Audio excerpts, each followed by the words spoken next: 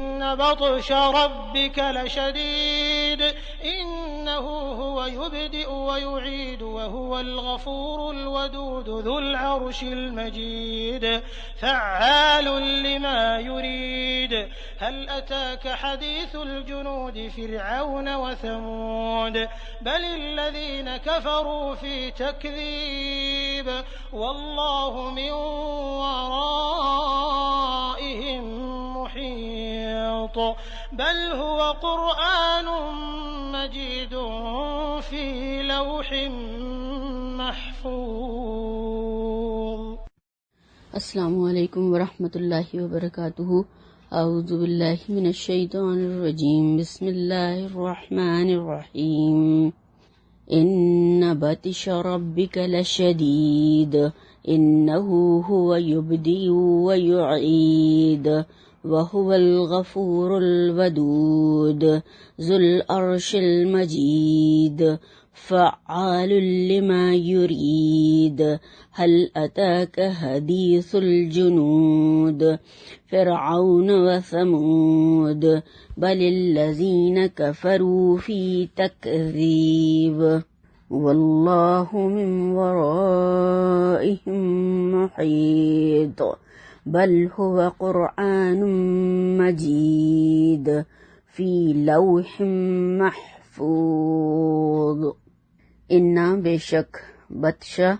گرفت پکڑ ربی کا تیرے رب کی لشدید البتہ سخت ہے. انہو بے شک وہ ہوا وہی یبدئ پہلی دفعہ پیدا کرتا ہے ویعید اور وہی دوبارہ کرے گا وہوا اور وہی غفور بخشنے والا ہے الودود محبت کرنے والا ہے ذو العرشی عرش کا مالک مجید بڑی شان والا فعال کر ڈالنے والا لما جو یرید چاہتا ہے حل کیا عطا کا پہنچی تم کو حدیث بات الجنود لشکروں کی فرعون کے وثمود اور سمود کی بل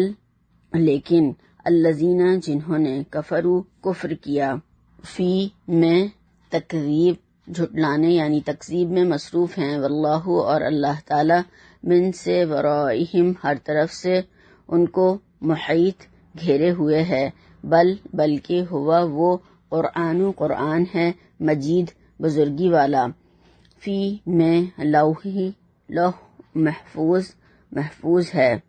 نحمدہ ونصلی علی رسولہ الکریم. رب اشرح لی صدری ویسر لی امری واحلل عقدۃ من لسانی یفقہوا قولی. اللہم ارنا الحق حقا وارزقنا اتباعہ وارنا الباطل باطلا وارزقنا اجتنابہ آمین یا رب العالمین.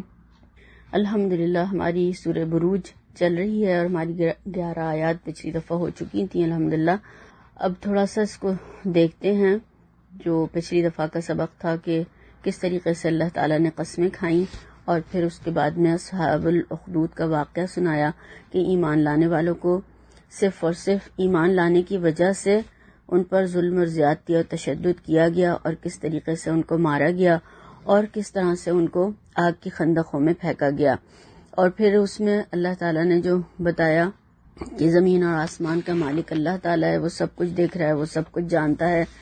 اور جن لوگوں نے ان کو ستایا انہیں فتنے میں مبتلا کیا اور پھر اگر وہ بغیر توبہ کیے ہوئے مر گئے تو ان کے لیے جہنم کا عذاب بھی ہے اور پھر الگ سے جلنے کا عذاب اللہ تعالیٰ نے فرمایا کہ ان کے لیے عذاب الحریق بھی ہے کہ انہوں نے جس طرح سے دنیا میں مومنوں کو سزائیں دی جلا کر صرف ایمان کی وجہ سے، تو اللہ تعالیٰ ان کو وہاں پر ان کی سزا کے طور پر ان کو جلائے گا. اور پھر ایمان لا کر جن لوگوں نے عمل صالح کیے، نیک اعمال کیے، تو پھر اللہ تعالیٰ نے ان کو بہت بڑی خبر دی ہے اس میں اور ان کے لیے کہا ہے کہ جنات ہوں گی جن کے نیچے نہریں بہہ رہی ہوں گی اور یہی سب سے بڑی کامیابی ہے. فوز کے معنی ویسے ہی کامیابی کے ہیں اور اس پر اور کبیر لگا کر اور زیادہ بڑی، یعنی اصل کامیابی تو پھر یہی ہے کہ انسان کا آگ سے بچ جانا اور جنت میں داخل کر دیا جانا. یعنی صرف آگ سے بچ جانا کامیابی نہیں ہے بلکہ جنت میں داخل کیا جانا. فوز کبیر جو ہے وہ یہی ہے کہ اللہ تعالیٰ انہیں آگ سے بھی بچا لے گا اور پھر انہیں جنت میں داخل فرما دے گا. تو اصل چیز کیا ہے کہ اللہ کی طرف پلٹنا، رجوع اللہ کی ضرورت ہے، توبہ کی ضرورت ہے اور پھر اللہ تعالیٰ جتنے بھی کوئی بھی گناہ ہوئے ہوں گے سب معاف فرما دے گا. ایمان اور عمل صالح جو ہیں پھر ان کی وجہ سے اللہ تعالیٰ پھر انہیں بہت بڑی کامیابی عطا فرمائے گا انشاءاللہ تعالیٰ. اب یہاں پر اللہ تعالیٰ نے جو ان آیات میں آج ہم دیکھیں گے اپنا تعارف دیا ہے اس میں اور بتایا ہے کہ یہ سب کچھ اللہ تعالیٰ جو دیکھ رہا تھا یہ سارے لوگ کر رہے تھے ایمان لانے والوں کے اس کے نام پر ستائے جانے والوں کے ساتھ میں اللہ کے اولیاء کے ساتھ اللہ کے دوستوں کے ساتھ جو یہ سب کچھ ہو رہا تھا تو اللہ چاہتا تو منٹوں میں سیکنڈوں میں انہیں پکڑ کر ان کو کیفر کردار تک پہنچا دیتا. اس کی جو یہاں پر بتایا کہ ان بطش ربک لشدید، اللہ کی تو پکڑ جو ہے پروردگار کی، بے شک تمہارے پروردگار کی پکڑ بڑی سخت ہے. اور اس کی جو یہاں پر صفات بھی بتائی گئی ہیں کہ وہی تو پہلی دفعہ پیدا کرتا ہے، یعنی پیدا کس نے کیا ہے؟ اسی نے، اور وہی دوبارہ زندہ کرے گا، دوبارہ بھی وہی زندہ کر کے اٹھائے گا. اور وہ بخشنے والا اور محبت کرنے والا بھی ہے اور عرش کا مالک بڑی شان والا بھی ہے اور جو چاہتا ہے کر دیتا ہے. یعنی کتنی زیادہ اللہ تعالیٰ کی جو یہاں پر صفات آئی ہیں کہ سب سے پہلی چیز جو بتائیے کہ اللہ کی پکڑ جو ہے وہ بہت مضبوط ہے، اللہ کی گرفت جو ہے وہ بہت ہی زیادہ شدید ہے، بہت سخت ہے کہ جب اللہ تعالیٰ پکڑے گا تو پھر کوئی چھڑا نہیں سکتا، کوئی بچا نہیں سکتا، کوئی وہاں سے اس کو لے جا نہیں سکتا. یعنی ایمان لانے والوں کو ستانے والوں کی جو پکڑ بتائی گئی ہے کہ وہ بہت ہی سخت ہوگی ان کی پکڑ اور بہت شدید ہوگی. یعنی خود ایمان نہیں لائے اور جو ایمان لائے تھے ان کو ستا کر ان کے ایمان سے باز رکھنے کی کوششیں کرنے والوں کو اللہ تعالیٰ بہت زیادہ قوت کے ساتھ میں پکڑے گا. اور دنیا میں تو اللہ تعالیٰ ڈھیل دیتا رہتا ہے کہ اب باز آ جائیں، اب پلٹ آئیں، اب توبہ کر لیں، اب اللہ تعالیٰ کی بات مان لیں. مگر جب انسان جو ہے بالکل ہی انکار کر دیتا ہے اور بالکل اس میں جو ہے پلٹنے کی ایک طریقے سے صلاحیت ہی باقی نہیں رہتی ہے اور پھر وہ غلط کاریوں میں آگے بڑھتا چلا جاتا ہے تو پھر اللہ تعالیٰ اسے دنیا میں بھی بعض وقت پکڑتا ہے اور پھر آخرت میں تو اس کی پکڑ ہوگی ہی ہوگی. یزید بن شجرہ سے ایک روایت مروی ہے کہ بے شک جہنم کے بہت بڑے بڑے گڑھے ہیں، کھائیاں ہیں، اور ہر گہرے گڑھے کا ایک کنارہ ہے جیسے کہ سمندر کا کنارہ ہوتا ہے، جس میں کیڑے مکوڑے اور سانپ ہیں جیسے کہ بختی اونٹ ہوتے ہیں. اس میں سیاہ خچروں کی طرح کے بچھو ہیں، یعنی بچھوؤں کی جو کا سائز بتایا گیا ہے وہ خچروں کے جتنا. کیا حال ہوگا ان کا. بس جب جہنم والے آگ میں تخفیف کا سوال کریں گے تو کہا جائے گا ساحل کی طرف نکل جاؤ، تو یہ کیڑے مکوڑے انہیں ہونٹوں اور پنڈلیوں سے پکڑ لیں گے اور ان جگہوں پر جن پر اللہ تعالیٰ چاہے گا خوب کاٹیں گے اور کھال اتار دیں گے. وہ جہنم کی طرف تیزی سے یعنی پھر آگ کی طرف واپس دوڑیں گے، واپس آگ کی طرف بھاگیں گے. وہ جہنم سے نکلے اس وجہ سے تھے کہ تھوڑا سا کچھ آرام مل جائے، مگر وہاں پر بچھو اور سانپ ان کو پکڑ لیں گے تو پھر آگ کی طرف بھاگیں گے کہ یہاں ان پر ایسی خارش مسلط کر دی جائے گی، یہاں تک کہ ان پر یہ خارش جو مسلط کی جائے گی تو ایسی جگہوں کو جب وہ کھجائیں گے کہ اس جگہ کی ہڈی تک ان کو نظر آنے لگے گی اور ان سے کہا جائے گا کہ تمہیں تکلیف ہو رہی ہے تو وہ کہیں گے کہ ہاں. تو ان سے کہا جائے گا کہ یہ تکلیف اس وجہ سے ہے کہ تم مومنوں کو تکلیف دیا کرتے تھے، یعنی دنیا میں تم نے ایمان والوں کو ستایا، ان کو فتنہ میں مبتلا کیا، ان کو صرف ایمان لانے کی وجہ سے آگ میں پھینکا گیا، ستایا گیا، شدید تکلیفیں دی گئیں، جیسا کہ مکہ میں بھی مسلمانوں کے ساتھ ہو رہا تھا اور ابھی تک بھی جہاں بھی جو بھی کوئی ایمان لاتا ہے تو اس کو شدید مصائب کا اور مسائل کا سامنا کرنا پڑتا ہے. تو اللہ تعالیٰ نے ہمیں یہ بتا کر ایک طریقے سے خوشخبری دی ہے کہ اللہ تعالیٰ پھر ان سے انتقام لے گا، ان سے بدلہ لے گا کہ انہوں نے مومنوں کو دنیا میں ستایا. پھر اللہ تعالیٰ فرما رہے ہیں کہ وہی تو پہلی دفعہ پیدا کرتا ہے، انہو ویبدئ ویعید، وہی تو پہلی دفعہ پیدا کرتا ہے اور وہی دوبارہ زندہ کرے گا. یعنی آغاز اور انجام اسی کے اختیار میں ہے. اسی نے جب کچھ نہیں تھا انسان سوچے، اپنی حیثیت دیکھے اور خود کو کہ وہ کچھ بھی نہیں تھا، اللہ نے اسے کس طریقے سے پیدا کیا اور پھر اس کے بعد میں جب وہ ختم ہو کے مٹی میں رل مل کے بالکل اس کا نام و نشان ختم ہو جائے گا تو اللہ تعالیٰ پھر اسے دوبارہ پیدا کر دیں گے. جو ریڑھ کی ہڈی کا ایک موہرا ہوتا ہے، ایک پوائنٹ ہوتا ہے، وہ ڈیکمپوز نہیں ہوتا اور اسی سے اللہ تعالیٰ پھر دوبارہ سے اس کو زندہ کر دیں گے، دوبارہ سے قیامت کے دن اٹھا کر کھڑا کر دیں گے. تو وہی تو دوبارہ پیدا کرنے پر قادر ہے، وہی ہے اس نے جس نے پہلی دفعہ جب کچھ نہیں تھے جب پیدا کیا، اور جب کچھ نہیں ہوگے تو اللہ تعالیٰ تمہیں پھر دوبارہ پیدا کر دے گا. تو یعنی اللہ تعالیٰ کی قوت کاملہ کا بیان ہے کہ اللہ تعالیٰ کی پکڑ بھی بہت شدید ہے، اور وہ جب چاہے تمہیں پیدا بھی کر سکتا ہے. یعنی جب تم کچھ نہیں تھے جب کیا، اور بعد میں بھی جب تمہیں چاہے گا وہ اٹھا کر کھڑا کر دے گا. اور اللہ تعالیٰ فرما رہے ہیں وَهُوَ الْغَفُورُ الْوَدُودُ، اور وہ بخشنے والا، محبت کرنے والا ہے. یعنی غفور بھی ہے، وہ بخش دیتا ہے. غفرہ کے معنی ڈھانپنے کے ہوتے ہیں کہ وہ ڈھانپ دیتا ہے گناہوں کو. بس کوئی بھی کتنا بھی گناہ گار ہو، کتنے بھی جرائم کیے ہوں، اس نے کچھ بھی کیا ہو، مگر وہ معافی مانگ لے گا اللہ تعالیٰ سے تو اللہ تعالیٰ اسے معاف کر دیں گے. اور ڈھانپ لیتے ہیں اس کے گناہوں کو، پھر نشر نہیں کیا جاتا، بتایا نہیں جاتا، وہ اسے معاف کر دیتے ہیں. اور پھر بتایا کہ محبت بھی کرتے ہیں اللہ تعالیٰ، ودود بھی ہیں. اور ود کے معنی ہے محبت کے، اور ودود بہت ہی زیادہ محبت کرنے والا، یعنی مبالغے کا صیغہ ہے یہ کہ بہت ہی خصوصی اسپیشل محبت. اور اس محبت کو کہا جاتا ہے جس میں کہ کوئی غرض پوشیدہ نہیں ہو، جس سے کہ جیسے کہ اللہ تعالیٰ ہم سے بندوں سے جو محبت کرتا ہے 70 ماؤں سے زیادہ، تو ہم سے کوئی غرض نہیں ہے. ہم چاہے اللہ کی فرما برداری کریں، چاہے نافرمانی کریں، اللہ کے یہاں کوئی بھی اس سے کمی بیشی نہیں ہونے والی یا کچھ اضافہ نہیں ہونے والا. نہ ہم اللہ کو بدلے میں کچھ پے کر رہے ہیں، نہ ہم اللہ تعالیٰ کو ہم سے کوئی غرض ہے، بلکہ اللہ تعالیٰ نے ہمیں بنایا ہے اپنی مخلوق، اور اللہ تعالیٰ ہم سے بے حد محبت کرتے ہیں. تو یہ ایسی محبت ہے، اسپیشل محبت ہے، خاص محبت کو کہا جاتا ہے، اور اعلیٰ درجے کی، بے لوث، اس میں کوئی غرض شامل نہیں ہوتی ہے. یعنی جو کسی سے کوئی بھی دنیا میں محبت کرتا ہے تو کیا چاہتا ہے کہ یہ بھی میرے ساتھ پھر اچھا معاملہ کرے، یا مجھ سے محبت کرے، یا مجھے کچھ میرے معاملے میں نرمی کرے، یا میرے ساتھ واپس پلٹ کے اس نے سلوک کرے. تو دنیا کی محبتوں میں تو یہ سب کچھ ہوتا ہے، مگر یہ اللہ تعالیٰ کی محبت ہے کہ اللہ تعالیٰ معاف کر دیتے ہیں اور محبت بھی کرتے ہیں. تو اسی لیے اللہ تعالیٰ جو ہے وہ 70 ماؤں سے زیادہ محبت کرتے ہیں اپنے بندوں سے، اپنی مخلوق سے. یعنی اللہ تعالیٰ غفور جو ہیں وہ گناہ گاروں کے لیے ہیں، اور جو توبہ کر کے پلٹ آتے ہیں ان کے لیے ودود ہیں، مومنین کے لیے ہیں، رجوع کرنے والوں کے لیے، پلٹنے کے لیے، یعنی زبردست محبت کرنے والے. ابن ماجہ کی ایک روایت ملتی ہے، آپ صلی اللہ علیہ وسلم نے فرمایا کہ تم اتنے گناہ کرو کہ تمہارے گناہ آسمان تک پہنچ جائیں، پھر تم توبہ کرو تو اللہ تعالیٰ تمہیں معاف کر دے گا. یعنی اتنے زیادہ گناہوں کے باوجود بھی اللہ تعالیٰ معاف کر دیں گے. بس پلٹنا ہے، توبہ کرنا ہے، رجوع کرنا ہے اللہ تعالیٰ کی طرف. حضرت انس رضی اللہ تعالیٰ عنہ کہتے ہیں کہ آپ صلی اللہ علیہ وسلم نے فرمایا کہ اللہ تعالیٰ فرماتے ہیں، اور یعنی حدیث قدسی ہے کہ اے ابن آدم، جب تک تو مجھے پکارے گا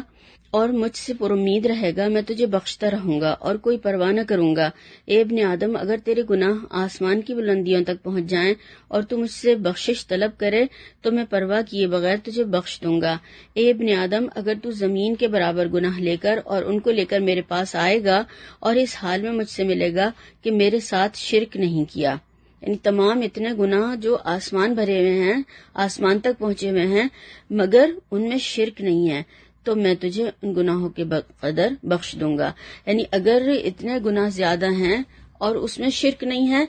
تو اللہ تعالیٰ ان گناہوں کو چاہیں گے تو نیکیوں میں بدل دیں گے. سیئات کو، برائیوں کو، گناہوں کو نیکیوں میں بدل دیا جائے گا اس کے لیے، اللہ تعالیٰ جس کے لیے چاہیں گے. مگر اس پر کوئی گناہ نہ کرتا رہے کہ اللہ تعالیٰ معاف کرنے والا ہے اور بخشنے والا ہے.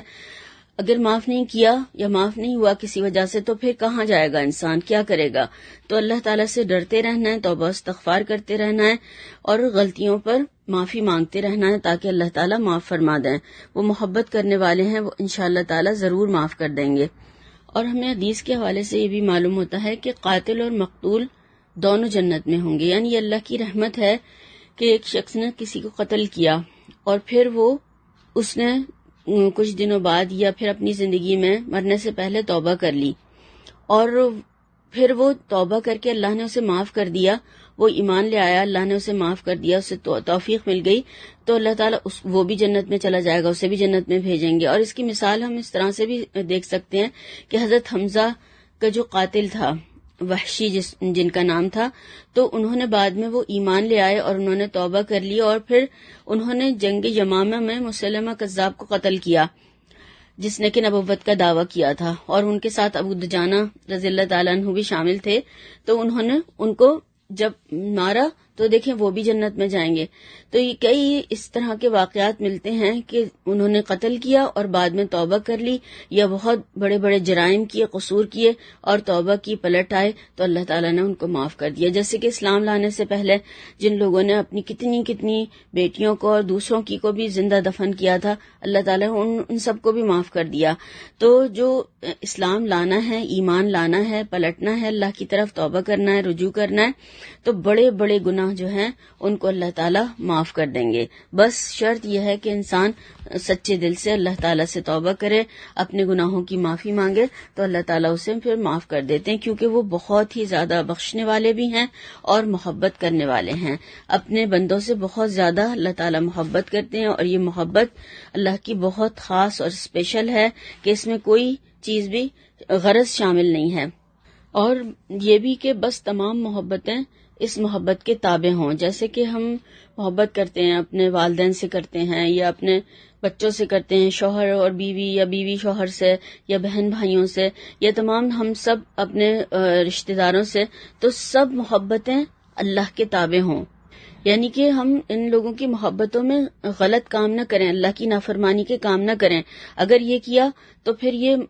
صحیح بات نہیں ہوگی، صحیح محبت نہیں ہوگی، بلکہ صحیح محبت کیا ہے کہ ان تمام محبتوں کو اللہ کے تابع بنایا جائے۔ اور پھر آپ صلی اللہ علیہ وسلم سے محبت کرتے ہیں، اور پھر اللہ تعالیٰ نے خود فرمایا ہے قرآن میں کہ ایمان والے تو اللہ سے شدید محبت کرتے ہیں، اشد حبا للہ، کہ اللہ سے بہت زیادہ شدید محبت کرتے ہیں جو اللہ کے اوپر ایمان لاتے ہیں۔ وہ پھر جیسے کہ یہاں پر بھی ایمان والوں کا قصہ سنایا گیا کہ انہوں نے سب کچھ چھوڑ دیا، ایمان کو قبول کر لیا، اللہ کے اوپر ایمان جب لے آئے تو وہ پھر اپنے ایمان سے نہیں پھرے، اور انہوں نے آگ میں جانا قبول کر لیا۔ تو یہ شدید محبت کی ایک مثال بھی یہاں پر دی گئی ہے کہ جب اللہ محبت کرتا ہے اتنا، تو ایمان والے بھی اللہ سے محبت کرتے ہیں اور وہ اس کے لیے سب کچھ قربان کر دیتے ہیں۔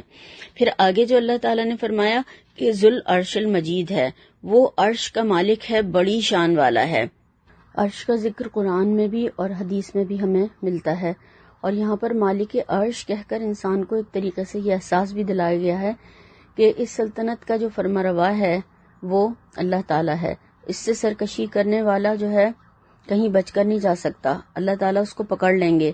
اور بزرگ اور برتر یعنی مجید بھی ہے وہ، کہہ کر انسان کو اس کے جو غلط رویے کی طرف کا احساس دلایا گیا ہے، متنبہ کیا گیا ہے کہ وہ ایسی ہستی کے مقابلے میں گستاخی کا رویہ اختیار کر رہا ہے جو کہ اتنی عظمت والے عرش کا اور اتنی بزرگی والا ہے، اتنی شان والا ہے وہ اللہ تعالیٰ، تو اس کے مقابلے میں سرکشی اختیار کر رہا ہے۔ اور ایک روایت کے مطابق آپ صلی اللہ علیہ وسلم نے فرمایا کہ مجھے اجازت دی گئی ہے کہ میں عرش اٹھانے والے فرشتوں میں سے کسی ایک کے بارے میں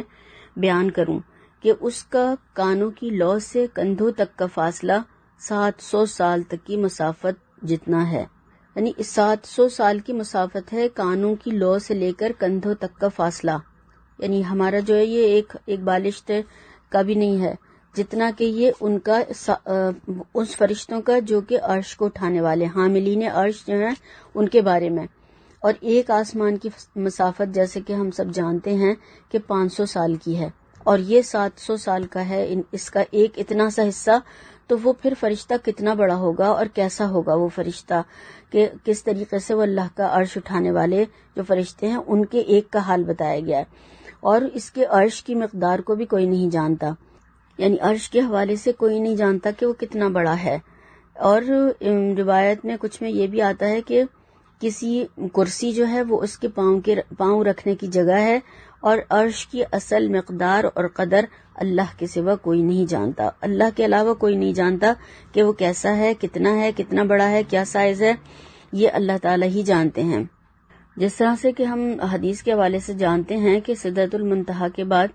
جنت ہے اور نہریں ہیں، اور تمام نہریں عرش کے نیچے سے نکلتی ہیں، اور پھر اس کے اوپر اللہ کا عرش ہے، اور کس طریقے سے یہ سب کیا کیا کیسے چیزیں ہیں، یہ سب تو انسان جب وہاں جائے گا جب ہی اس کو پتہ چلے گا۔ اور اس میں جو ہے جنت کے بھی جو 100 درجے بتائے گئے ہیں، اور کچھ کے خیال میں ہر آیت کے بدلے ایک درجہ ہے، تو جتنی قرآن کی آیتیں ہیں اتنے ہیں، اور کسی میں 100 درجے بتائے جاتے ہیں۔ اور پھر اس کے اوپر رحمان کا عرش ہے، کتنی بلندی والا ہے وہ رب ہمارا۔ اور اس میں صحیح حدیث کے حوالے سے ہمیں یہ بھی معلوم ہوتا ہے کہ جب بھی دعا کرنے کی کہا گیا ہے تو آپ صلی اللہ علیہ وسلم نے ہم سے کہا کہ تم جب بھی اللہ تعالیٰ سے سوال کرو تو جنت الفردوس کا سوال کرو، کہ وہ سب سے اونچا درجہ ہے اور وہیں سے تمام جنت کی نہریں نکلتی ہیں۔ تو یہ تمام چیزوں کی کیا کیفیت ہے، کیسی ہیں، یہ تو سب انسان کو دیکھ کر ہی معلوم ہوگا۔ یہ تو ہمیں تھوڑا جو بس بتایا گیا ہے تاکہ ہمیں سمجھ آ جائے اور ہمارے دلوں میں شوق پیدا ہو ان سب چیزوں کو حاصل کرنے کا، کہ ان کی کیا کیفیت ہے۔ یہ تو انسان یہاں پر سوچ بھی نہیں سکتا اور جان بھی نہیں سکتا اور سمجھ بھی نہیں سکتا، یہ اس کی عقل سے بالکل دور کی چیزیں ہیں۔ اور جو حاملین عرش ہیں، جو اس کو اٹھانے والے ہیں اللہ کے عرش کو وہ اللہ تعالیٰ سے ہر وقت دعائیں کرتے رہتے ہیں، اور وہ ہر وقت اللہ کی تسبیح کرتے ہیں، اور ہر وقت وہ ذکر اور اذکار میں لگے رہتے ہیں۔ اور یہ جب سے پیدا کیے گئے ہیں یہ اللہ کا عرش اٹھائے ہوئے ہیں، اور یہ اللہ تعالیٰ کی فرما برداری میں لگے ہوئے ہیں، یعنی نہ ان کی کوئی چھٹی ہے، نہ ان کا کوئی ریلیکسیشن کی کوئی ان کے لیے کوئی چیز ہے کہ یہ اب آرام کر رہے ہیں اور اب یہ تھک گئے ہیں، اب یہ جیسے کہ انسانوں کا حال ہے کہ ہر تھوڑی دیر بعد تھک جاتے ہیں، تو ایسا کچھ بھی نہیں ہے، بلکہ یہ ہر وقت اللہ تعالیٰ کے فرشتے جو ہیں وہ آن ڈیوٹی ہیں، ہر طرح سے جو بھی اللہ تعالیٰ انہیں حکم دیتے ہیں، اور اس کے علاوہ بھی باقی تمام فرشتے وہی کرتے رہتے ہیں۔ تو وہ عرش عظیم کا مالک ہے جو کہ مجید ہے، بزرگی والا ہے، بڑی شان والا ہے، بہت عزت والا ہے، عظمت والا ہے، تعریف والا ہے۔ تو اس کی اور پھر آگے جو اس کی صفت بتائی گئی ہے وہ کیا ہے؟ فعال لما یرید، کہ جو چاہتا ہے کر دیتا ہے، جو چاہتا ہے وہ اللہ تعالیٰ جو چاہتے ہیں وہی ہوتا ہے۔ اور ایک طرح سے یہ دیکھا جائے تو بہت ہی خصوصی صفت اللہ تعالیٰ کی یہ ہے کہ جو چاہے کر ڈالنے والا ہے، یعنی پوری کائنات میں کسی کی بھی یہ طاقت نہیں ہے کہ اللہ جس چیز کا ارادہ کر لے اس میں وہ مانع ہو، یا اس میں وہ مداخلت کرے، یا وہ اس کام سے منع کر دے، اور ہر جو بھی کرنا چاہتا ہے وہ کر گزرتا ہے، کوئی اس کے مقابلے میں نہیں آ سکتا، کوئی اسے روک نہیں سکتا، کوئی اسے منع نہیں کر سکتا، کوئی رکاوٹ نہیں ڈال سکتا، اور وہ اس کام کو جب کہتا ہے تو وہ ہو جاتا ہے، وہ پورا کر دیتا ہے۔ اور اس میں اگر ہم دیکھیں کہ اللہ تعالیٰ کی ایک تو مشیت ہے اور ایک اس کا ارادہ ہے۔ اللہ تعالیٰ کا ارادہ جو ہے وہ پورا ہو کر رہتا ہے، فعال لما یرید، کوئی اسے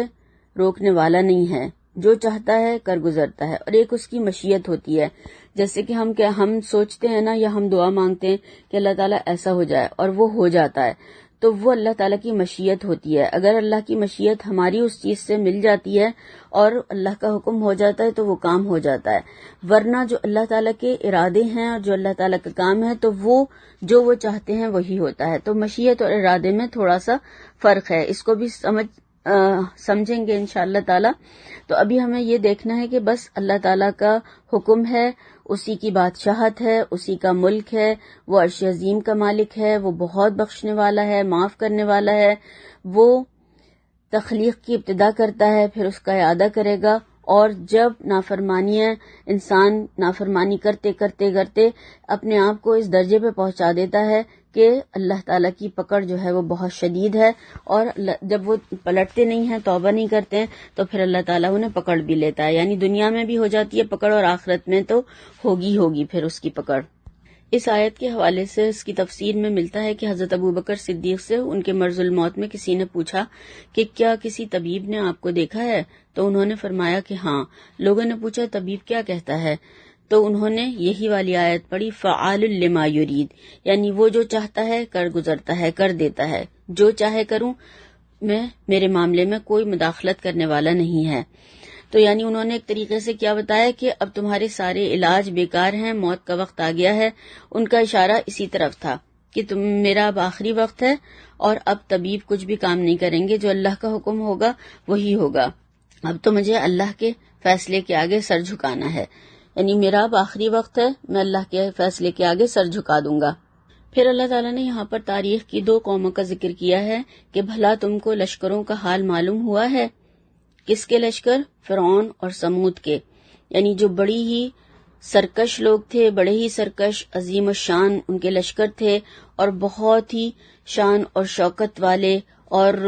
پوری قوم کو اللہ تعالیٰ نے تباہ و برباد کر دیا، سب کو ختم کر دیا۔ بڑے بڑے لشکر، بڑے بڑے زور، شان شوکت والے، ان کے مقابلے میں اگر دیکھا جائے تو اہل مکہ جو ہیں وہ کوئی بھی چیز نہیں تھے۔ تو اللہ تعالیٰ نے یہاں یہ سمجھایا اور بتایا ہے کہ ان کے بہت بڑے بڑے لشکر تھے، پوری قومیں، کتنی بڑے اپنے جتھوں پر فخر اور ناز تھا ان کو، اللہ نے ان سب کو ختم کر دیا۔ فرعون کو، جس کو ذی الاوتاد کہا جاتا ہے، میخوں والا، اور بہت جہاں اتنے بڑے بڑے لشکر تھے کہ پورے جہاں سے گزرتا تھا وہاں پر خیمے اور میخیں اس کو کہا جاتا ہے، اور پھر سزائیں بھی وہ میخیں ٹھوک کر دیتا تھا۔ تو بہت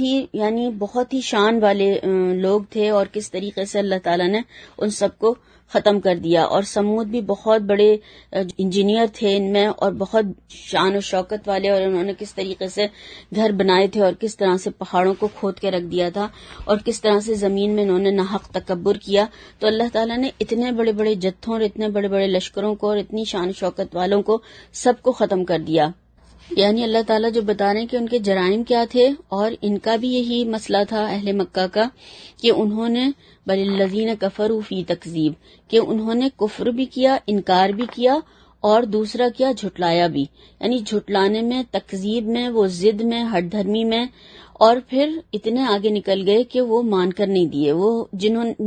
جب دیکھیں کوئی کسی کو ضد ہو جاتی ہے، جیسے بچے ہی ہیں ضد میں آ جاتے ہیں، تو وہ چاہے کتنی بھی اچھی چیز ہو وہ بالکل نہیں کھاتے۔ تو ہم کہتے ہیں چکر ہی دیکھ لو، کھا کر دیکھ لو، مگر وہ ایسا ہوتا ہے کہ جب ضد میں آ جاتا ہے نا انسان، تو پھر وہ اس کو کتنا بھی اچھی چیز ہو، کتنا بھی کچھ بھی ہو، ایک دفعہ منع کر دیا تو وہ کیا کہتا ہے، نہیں میں نہیں مانوں گا۔ تو یہی ہے کہ انہوں نے کفر بھی کیا اور پھر جھٹلایا بھی، دو طرح سے انہوں نے یہاں پر تکذیب کی ہے۔ اللہ کی بھیجی ہوئی نصیحتوں کا بھی اور اللہ کے بھیجے ہوئے رسولوں کا بھی انہوں نے انکار کر دیا، اور یہ چیزیں ان کو کوئی بھی فائدہ نہیں دے سکیں، اور انہوں نے اس سے کچھ بھی فائدہ نہیں اٹھایا، بلکہ انہوں نے ان سب چیزوں کو جھٹلا دیا۔ اور اللہ تعالیٰ ان کو گھیرے ہوئے ہے، واللہ من ورائہم محیط، اور اللہ تعالیٰ بھی ان کو اللہ تعالیٰ نے گھیرا ہوا ہے۔ یعنی اللہ تعالیٰ اس میں بتا رہے ہیں کہ ان کو احساس ہی نہیں ہے کہ ہم انہیں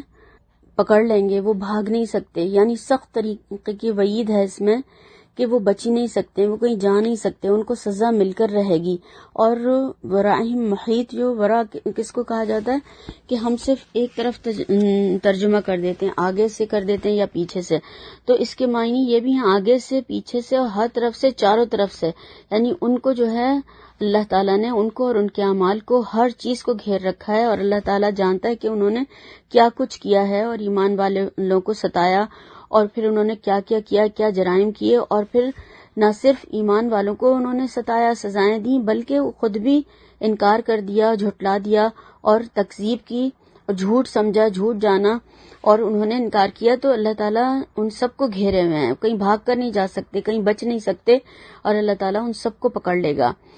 پھر آخر میں اللہ تعالیٰ نے قرآن کریم کے بارے میں، یعنی اس کلام کے بارے میں، جو جس کو کہ جھٹلا رہے تھے، انکار کر رہے تھے، اور کہتے تھے نعوذ باللہ من ذالک کہ یہ آپ صلی اللہ علیہ وسلم کا بنایا ہوا یا آپ کا گڑھا ہوا ہے، تو اس کے بارے میں اللہ تعالیٰ نے یہاں پر دو آیات، آخری جو آیات ہیں 21 اور 22، اس کے بارے میں بتایا اور فرمایا، یعنی یہ بلند پایا کتاب ہے، کوئی اس کا کہا بدل نہیں سکتا، جو کہتا ہے وہ ہو کر رہے گا،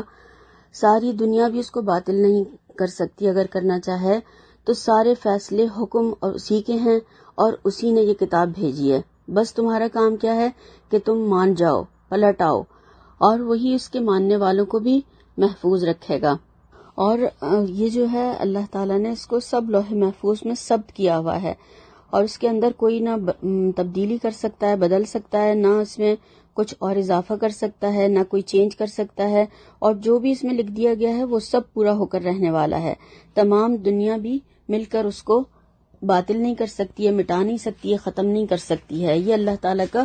وہ کلام ہے، اور اس کو مجید کہا گیا ہے۔ یہاں پر قرآن کی بھی جو صفت آئی ہے وہ بزرگی والا، شان والا، عظمت والا، بلند پایا ہے۔ یہاں پر ایک طریقے سے قرآن کی شان، عظمت اور اس کی رفعت بیان کی گئی ہے کہ یہ بزرگی والا اور عظمت والا ہے، شان والا ہے، کہ جو بھی اس کو پڑھتے ہیں، سمجھتے ہیں، اس پر عمل کرتے ہیں، تو وہ بھی اللہ تعالیٰ ان کو بھی شان والا بنا دیتا ہے، ان کو بھی عظمت والا بنا دیتا ہے، اور اس جیسی کوئی چیز دنیا میں نہیں ہے۔ یہ ایسی کتاب ہے جو ہمارے مسائل کا حل بھی دیتی ہے اور ہمیں دنیا کو اچھا گزارنے کا اور آخرت تک کے بارے میں بھی ہمیں سب کچھ بتاتی ہے، اور ہماری زندگیوں کے لیے آسانیاں پیدا کرتی ہے، اور جس طریقے سے ہم اس پر عمل کر سکیں انشاءاللہ تعالیٰ، تو یہ سب ہمارے مسائل کا حل بھی دیتی ہے ہمیں۔ آج اگر ہم دیکھیں تو ہماری ناکامی کا سبب جو ہے قرآن کو چھوڑنے کی وجہ سے ہی ہے۔ آپ صلی اللہ علیہ وسلم نے اس کے بارے میں فرمایا تھا کہ یہ قرآن پڑھنے سے کبھی پرانا نہیں ہوتا،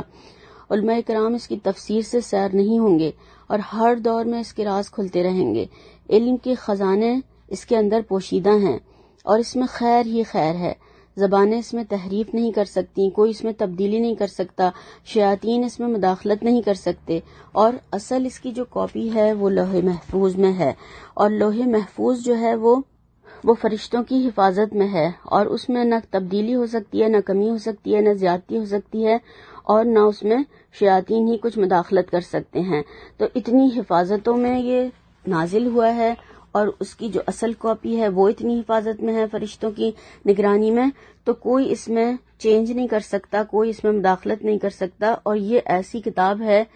ایسا اس کے بارے میں جو قرآن مجید کہا گیا ایسا بلند پایا عظمت بزرگی والا ہے کہ جو اس کو پڑھیں گے، سمجھیں گے، سیکھیں گے، عمل کریں گے تو اللہ تعالیٰ ان کو بھی بزرگی والا، شان والا، عظمت والا بنا دے گا۔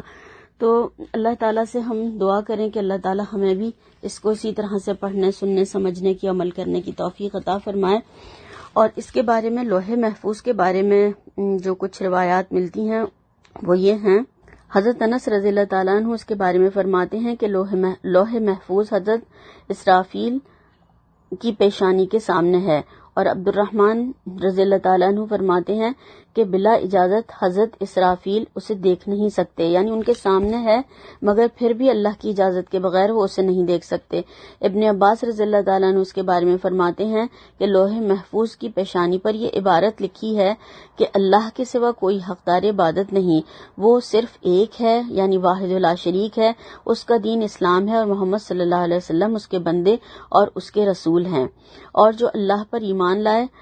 اس کا وعدہ سچا جانے اور اس کے رسول صلی اللہ علیہ وسلم کی تابعداری کرے، یعنی فرما برداری کرے ان کی، تو اللہ اسے جنت دے گا۔ یعنی یہ جو ہے اس کے بارے میں، لوح محفوظ کے بارے میں، یہ کچھ صحابہ کرام کے